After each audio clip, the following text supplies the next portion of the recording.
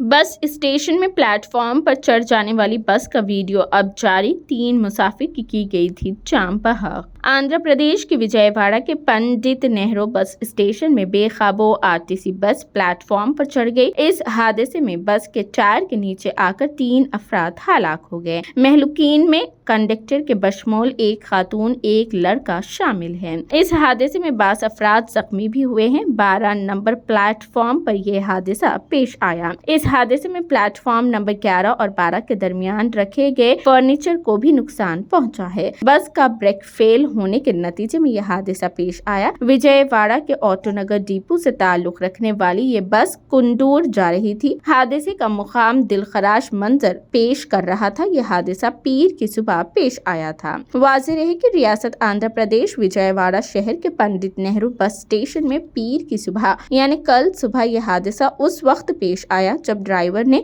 Reverse gear डालने के बजाय फर्स्ट गियर डाल दिया था। इस वाकये का सीसीटीवी वीडियो को आरटीसी ने मीडिया के लिए जारी किया है, जिसमें दिलखराश मंजर देखा जा सकता है, जहां बस ड्राइवर की गलती के बाद प्लेटफॉर्म पर चढ़ गई और सामने खड़े मुसाफिरों को रौंदते हुए आगे बढ़ गई।